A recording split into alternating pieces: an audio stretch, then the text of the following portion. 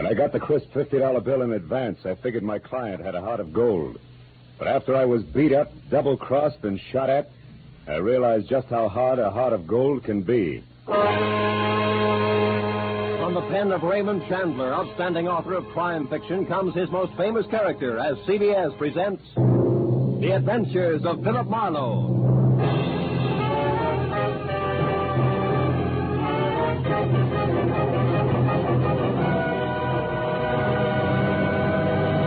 And now, with Gerald Moore, starred as Philip Marlowe, we bring you tonight's unusual story, The Heart of Gold.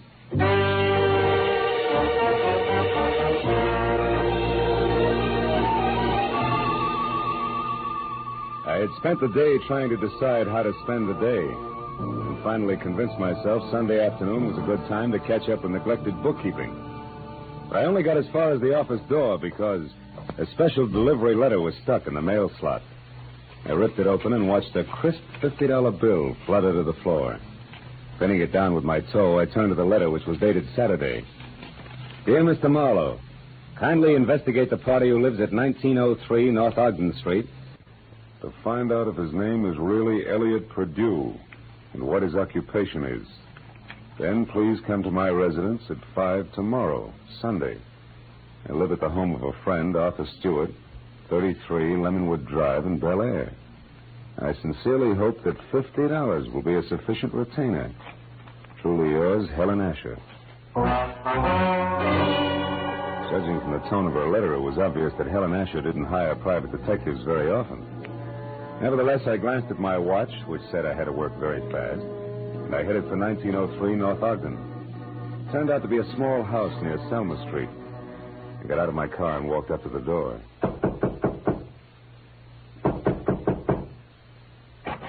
Good afternoon, sir. You the resident here? That's right. What do you want? I represent the Dr. Potter poll of public opinion. I'd like to ask you a few questions regarding... Sorry, but I don't have any opinions to express. Oh, even the opinions of a man with no opinions are important to us. Now, let's just let me step inside here, get out my notebook. There we are. All right, but make it fast. Right. Now, what is your occupation? I'm an investment broker. With which firm? I'm independent. I see. And what is your name, sir? What do you need my name for? Well, for my personal records in case I have to come back. Elliot Perdue. Uh-huh. Do you have any hobbies other than horse racing? What do you mean? Those dope sheets and racing forms there on your desk. I'm quite an admirer of horseflesh myself. You're quite a character, too, aren't you? Working on Sunday and all? Well, you know how public opinion is. It goes right on, rain, shine, or Sunday. Excuse me a moment. Oh, by the way, what's your name? Marlowe, Philip Marlowe. Hey, Mr. Marlowe, stand still, because I'm not kidding about this gun. Now beat it back to whoever hired you and tell them they're being very clumsy about a very delicate situation. One more move like this, and they won't get another chance. I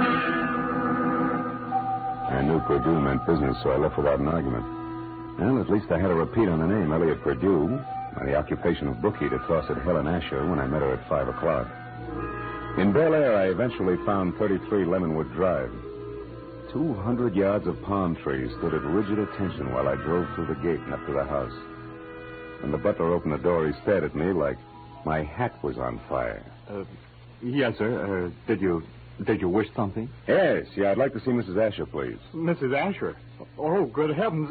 Mr. Stewart. What's the matter, Roberts? Who is it? Why is it... I'm Philip Marlowe, Mr. Stewart, a private detective. I have an appointment with Mrs. Asher. Is she at home? Oh, Mr. Marlowe, perhaps you can help. I don't know what to do. It's such a terrible thing. What's happened? Upstairs, not 5 minutes ago, Mrs. Asher shot herself. Shot herself? Please, if you'd come up with me. Yeah, sure, of course. I'm certainly grateful for your help, Mr. Marlowe. Yeah, this is her room. She's in here. There. Yeah, she's dead, all right. Shot herself in the left temple. Whose gun is that, Mr. Stewart? Well, it's mine. I kept it in the desk downstairs. Did you find her? No, Roberts did. I was out in the hothouse working with my orchids. You see, I've been out of town. I just came in this morning on the super chief from Chicago, and I wasn't expected back until Wednesday. Yeah, look, Mr. Stewart, do you mind telling me how well you knew Mrs. Asher? Oh, very well indeed. Ever since the accident 3 years ago, she lived in my house under my care. The accident? Yes, that's how she got those scars on her cheek and neck. As you can see, my hands were burned at the same time. Would you mind telling me about it? Well, I was living in Canada at the time. One day, my wife Florence and I went to a camp near Quebec, and we met Helen Asher our first day there. She was a pathetic, lonely woman, a widow. Oh? That very night, while she was visiting us, the oil stove in our cabin exploded. Oh? Florence, my wife, was killed. And Mrs. Asher was severely burned. It was ghastly. I can imagine. Mrs. Asher had no one, so I thought the least I could do would be to care for her, since I knew the accident had been caused by sheer carelessness on my part. You took over full responsibility for her? Yes, I did everything I could think of, but she never quite got over the shock of that night, and now this. It's horrible. Have you notified the police yet? No, You no. better do it right now. Yes, I'll go right downstairs and call them. The dead woman on the floor had been beautiful once. No doubt about it. This was my client, and a certain $50 bill was burning a hole in my pocket. I wandered over to a writing table, and as I looked down, I noticed that the Sunday sheet had been torn off the memo pad. It bothered me. Tomorrow should mean nothing to a suicide, yet Mrs. Asher's memo pad showed Monday already. The sheet was blank, but on a hunch I tore it off and stuck it in my pocket. I was about to turn away when I saw a book of matches from the Conga Club. So I picked that up, too, and then I left. I drove around for some time trying to figure things out. Then I went down to police headquarters to see one Lieutenant Ibarra. It's suicide as far as we're concerned, Marlowe. Everything checks. Mrs. Asher was despondent and she killed herself. She didn't leave a suicide letter, but they don't always. How'd you get in on this? Well, she paid me $50 in advance to air out a small-time bookie or worse named Elliot Purdue. Incidentally, what's the background on Arthur Stewart? Oh, he's a big-money fashion designer. Started his business on his wife's insurance. She died in an accident in Canada. He did a lot for Mrs. Asher because he felt responsible. Yeah, I know all that. But was she left-handed? Did Stewart come in on the super chief this morning, and was it the butler that found the body? That's right. We checked it all. Ah. Hey, look, Phil, do you have any good reason to think this isn't suicide? No, not really. It's just that $50 in advance that bothers me, I guess. Oh, by the way, I've got a piece of paper I'd like the boys in the lab to run a test on, okay? Sure, Casey will fix you up. Marlowe, I figure suicide now, but I can always change my mind.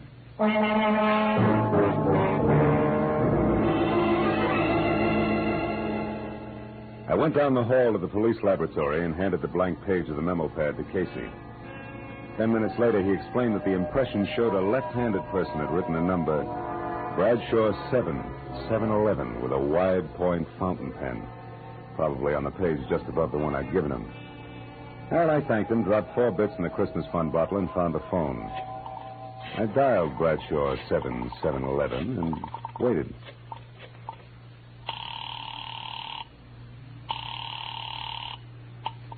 Hello? Hello? Who's this? The man in the moon. Come up and see me some other Hey, time. wait a minute. I like your voice. And besides, 711 is a very lucky number. 3 passes in a row. But don't let it fool you, Jack. The answer is no dice. Goodbye. Yes, well. I gathered she was in no mood for playing, so I decided to be strictly business and dialed again. There was no answer. I let it ring for some time, but Miss Golden's voice obviously wasn't taking any more anonymous calls. I'd left only the long shot, the book of matches I'd found on Mrs. Asher's desk. The Conga Club was on the Sunset Strip, so I drove out there, found a parking space on a side street nearby, and went in. I didn't know exactly what I was looking for, so I paid $1.10 for a scotch and soda worth 40 cents, just to help pass the time. An amber spotlight was glistening down on a set of sequin contours that would have melted the Ice Age down to a fortnight. And she was singing. For wherever my man is, I am his forever.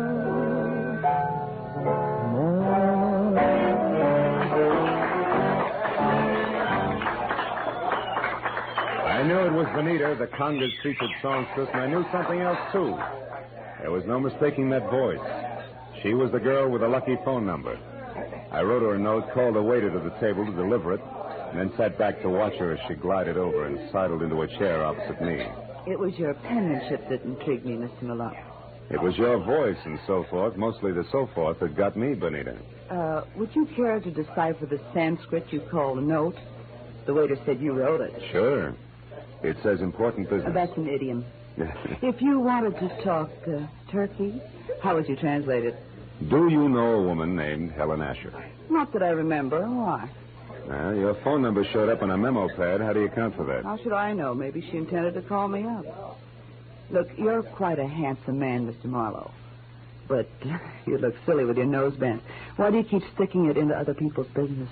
Because besides being paid for it, it sometimes leads to meeting interesting and beautiful people. Present company included. What do you want? Mrs. Asher killed herself tonight. Mrs.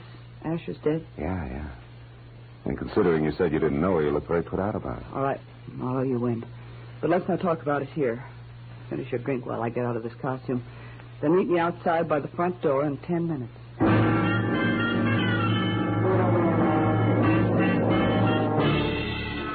When she headed for the back of the club, I headed for the front. I got out the door and down in my car just in time to see her leave by the stage entrance. She jumped into a yellow convertible, ripped down Sunset Boulevard, turned onto Doheny, and scraped to a halt in front of the Regent Apartments. At the door, a tall, sunburned man popped up from somewhere and intercepted her. It was Elliot Perdue. A short but hot argument took place, and apparently Perdue won, because they went in together.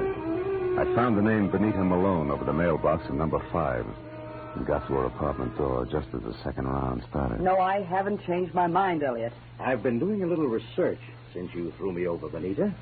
I've got you and your precious plans right here in the palm of my hand. What are you talking about? This little heart-shaped locket on this little golden chain. Let me see that. No.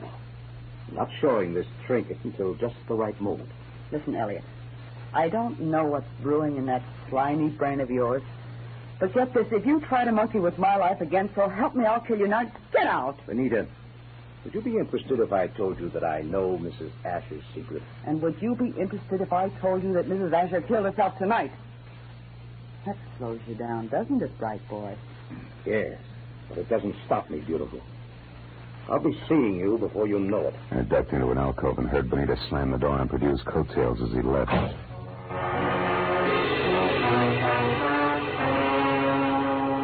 So, now I knew that Perdue, a locket, and Benita Malone added up some way to a bullet in the head for a scarred woman with a secret. I went back to my car and drove out to Stewart's house in Bel Air. When you were here before, Marlowe, I was so upset I hardly realized you were a private detective. You had an appointment with Mrs. Asher. Had she hired you? Yes, to investigate someone, but she didn't live long enough to give me the details. Now, what sort of trouble could she have been in to have needed a private detective? I don't know. But perhaps you can help me find out by answering a few questions. Anything at all, Mr. Marlowe. Does the name Elliot Perdue mean anything to you, Mr. Stewart? Elliot Perdue? No, I'm afraid not. How about Benita Malone? Yeah, I've never heard of her. You know anything about a heart-shaped locket on a gold chain? A locket? A gold locket? Yeah. Mrs. Asher had a heart-shaped gold locket. Where'd she keep it? Well, upstairs in her jewelry box, I should imagine. Come on, let's have a look, huh? Yes. Right up these stairs here. This is her room, Marlowe. I know. I was here once before. Why? It's not here. It's not on her dressing table. Her jewelry box, it's gone, Marlowe. But you think that... Elliot Perdue has it. I can't understand this. What's the locket like? What's inside it? Just a picture. It was valued by Mrs. Asher because it was the only one she kept of herself the way she looked before the accident. Now, why would anyone else want that? I don't know. But when we get that locket, we'll get a lot of answers along with it.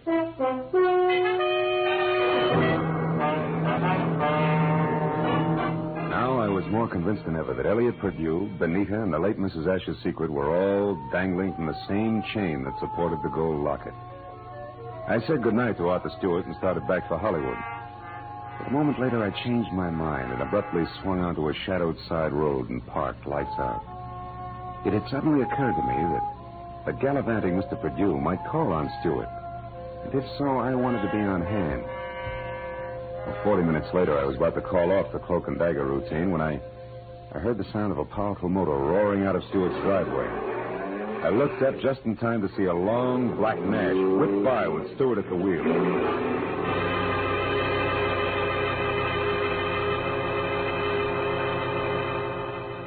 From the speed of the car, I was certain he wasn't going out for the morning papers. Decided to go back to the house and question the butler while I could have him to myself.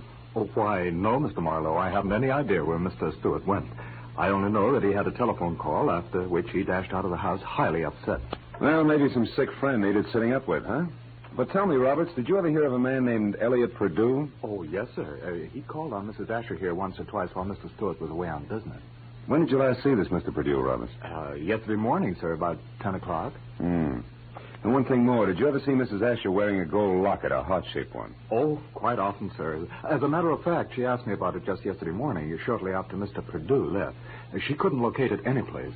A singular coincidence, huh? Oh, by the way, what do you know about a singer named Benita? Benita? I've never heard of her, sir. Are you sure she's never been out here as Mr. Stewart's guest? Why, I'm positive, sir. Mr. Stewart never has any ladies out here, of any kind. Oh? Doesn't that strike you as being strange, Roberts? After all, Mr. Stewart's a very eligible widower. Widower, yes, Mr. Marlowe, but philanderer, no. Good night, sir.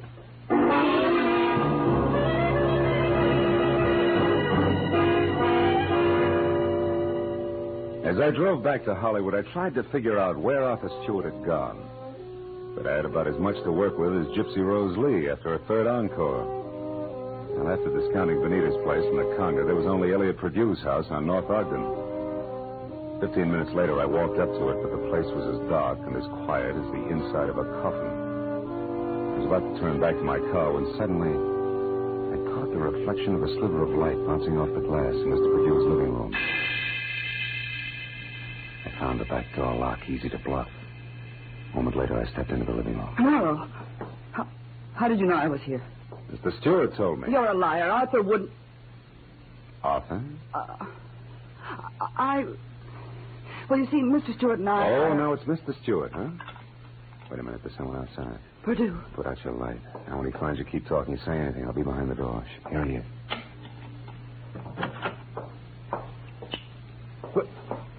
Well, Benita. What a waste of time, my dear. While you've been here rearranging my socks, I've been talking to your boyfriend with the locket safely tucked away right here in my breast pocket. How clever of you. How absolutely ingenious. It's a bit late for nasty words between us, Benita, because possession of you was part of the bargain I struck with Mr. Stewart. You see, What are you staring at? My big blue eyes, Perdue. Don't move or I'll blast you. You'll do nothing. No. Get the gun, Benita. Now, Perdue, we'll play some more. Now the gentleman's breast pocket. Ah, here it is, Benita. Safe and sound. Which is just the way I want it, Phil. What? My own gun. Why, you beautiful The locket, snake. Marlowe. Come on, I get nervous with one of these things in my hand. Throw it here. Thank you. Now, when I leave, Phil, don't come after me, because I'd hate to fill you full of little holes. Good night, dear.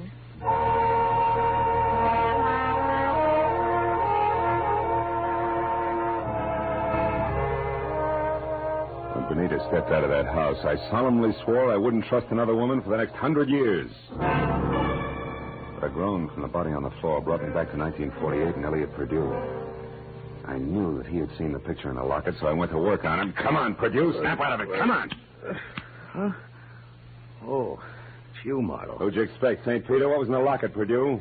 I don't remember. Maybe a call on Lieutenant Ibarra will refresh your memory. I doubt it. And we better start playing games again. We'll start with one called Slap, Slap, Perdue. No, let me alone, Marlowe. Get your hands off me. You ready to start singing, huh? All we need now is the right lyrics. No. Come on, Perdue, talk. Stop it, I'll talk. Good. Now, why did Mrs. Asher kill herself? Because she had a good reason. Like what? No, it's a long story. Make it short. Okay, Marlowe. Here goes.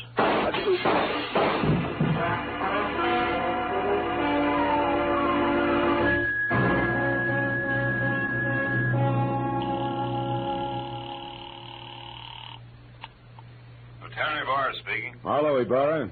There's a 5-minute-old corpse lying in his living room at 1903 North Ogden. Name is Elliot Perdue. 3 shots through a closed window. I was lucky. Any description of the killer? No, none. Now, look, Ibarra, right now I'm going after a songbird named Benita Malone at the Regent Apartments on Doheny. Will you cover me there without sirens? Sure, Marlowe. I'll attend to it in person.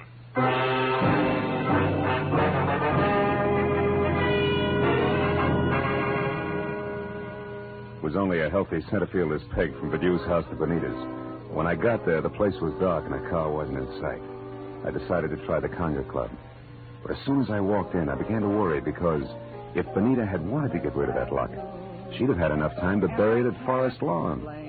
But I didn't know Benita, because Miss Oomph herself was singing in the amber spotlight, and dangling from her soft white neck was the heart-shaped gold locket.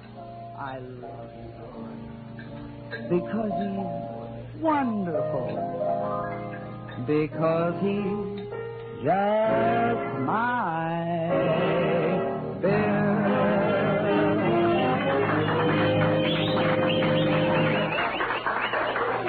When she caught my eye, she smiled like a maitre d', and the moment she was through with her song, she headed back in my direction.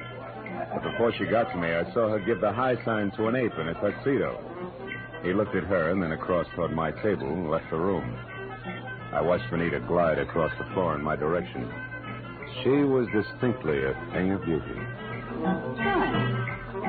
Well, Phil, what do you think of my singing? No, I'm just crazy about it. That and your jewelry.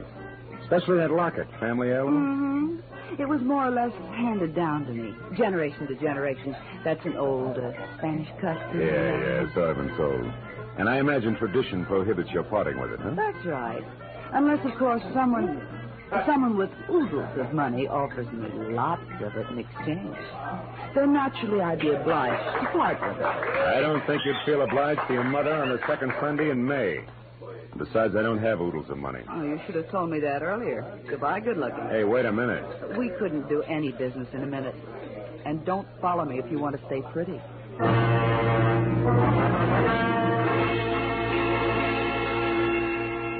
She pivoted on a spike heel and took off for a dressing room, and I knew that if I followed, I was scheduled for a nasty tete-a-tete with an ape in a tuxedo. When I made the lower floor and saw that the long corridor to her room was empty, I knew the setup.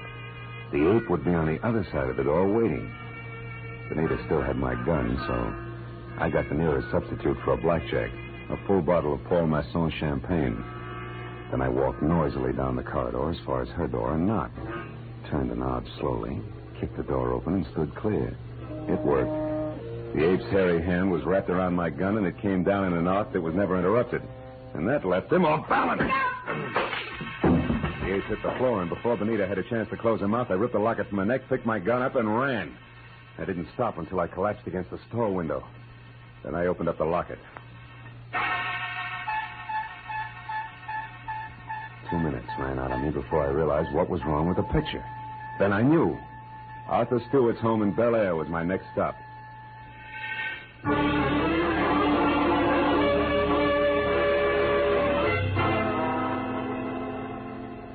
30 minutes later, I pulled up away from the place and parked. And keeping in the shadows, I approached the house where only the library and an upstairs bedroom showed any light. The library had French windows. When I moved up close, I was startled by the sight of a figure going through Stewart's desk. I stepped into the room and found it was my little friend, Benita.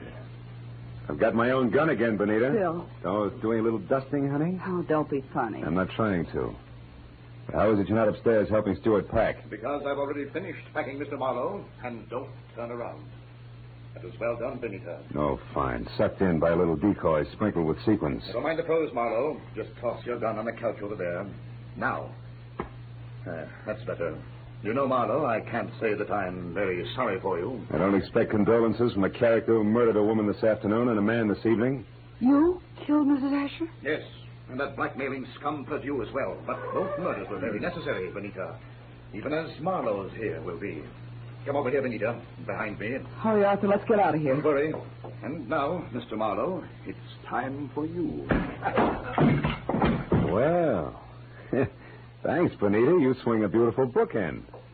You know, I had you figured all wrong. No, don't mention it, dear. I heard the cops coming anyway. You sweet child. We're in here, Ibarra, all of us. Oh, I figured you'd be out here when you didn't show up at that Songbird's place. Well, what's this? A little man on the floor with a large bump on his head is Arthur Stewart, the man who killed Elliot Perdue to keep him from telling me the truth about Mrs. Asher, and the man who killed her this afternoon. So Mrs. Asher didn't commit suicide after all. No, but she wasn't murdered either. She died in that accident in Canada 3 years ago. What are you talking about? Well, the woman that Stewart killed here this afternoon wasn't Mrs. Asher. It was his wife, Mrs. Florence Stewart. You see, there must have been a mix-up in identifying the bodies of the two women at the time of the accident. Mm-hmm. Stewart and his wife had Mrs. Asher buried as Mrs. Stewart.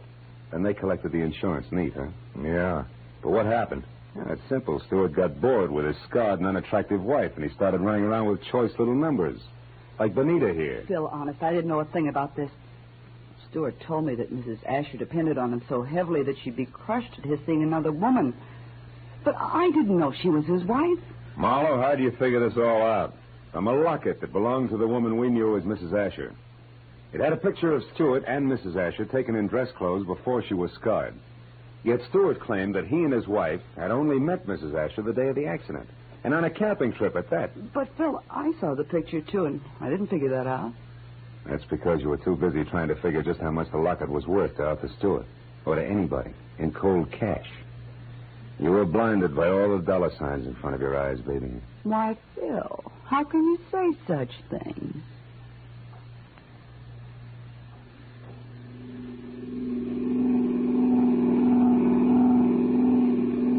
Now, Marlowe, just so I don't toss and turn all night, tell me just why you were hired in the first place. Well, Ibarra, it goes something like this. When Purdue knew that he was losing Benita to Stewart, he decided to check up on the opposition. And he not only found out what he wanted to know, but he found out a lot of things, too, that he didn't want to know. Mrs. Stewart, the late Mrs. Asher, became suspicious of his questioning, and incidentally of her husband. So she sent for me. Well, Marlowe, Stewart certainly had me fooled. I doped him out to be a very generous guy, a great benefactor who was doing the right thing for a lonely, unfortunate woman. Yeah, looked like he had a heart of gold, all right. But a funny thing, Ibarra, in the end, it was this heart of gold, this locket here, that got him. Mind if I keep it? Not at all. You had a tough enough time getting hold of it. Good night, Phil.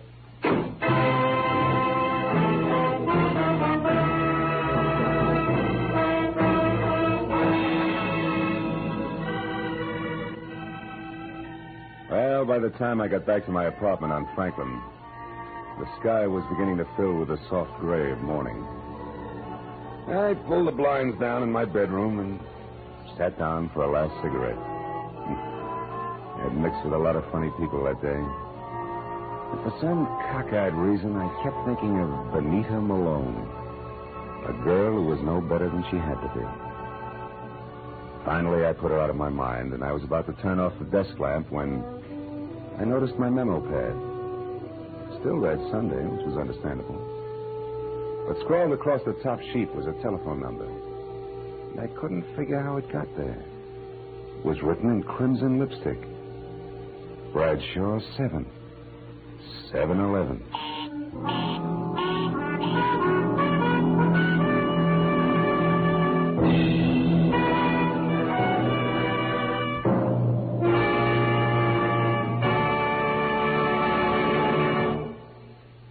The Adventures of Philip Marlowe, created by Raymond Chandler, stars Gerald Moore and is produced and directed by Norman MacDonald. Featured in tonight's cast were Gloria Blondell, John Daner, Jack Moyles, and Ben Wright. Detective Lieutenant Ibarra was played by Jeff Corey. The special music was conceived and conducted by Richard Orant.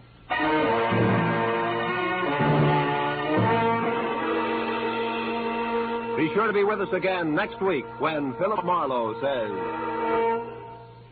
They were all after it. An importer, a beautiful woman, a nut, and a guy I couldn't figure out. But before we were through, one was in the hospital, two were in the morgue, and the fourth was waiting for the hangman.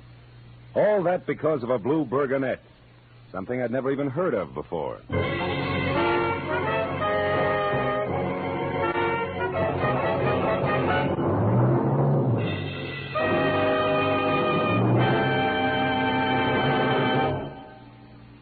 Dr. Fabian, the ship's doctor in cabin B-13, tells a new story of danger in far ports tonight over most of the CBS network stations. Tonight's story, The Island of Coffins, is another original drama by John Dixon Carr, famed mystery writer. You can hear it when the ship's whistles sound outside cabin B-13.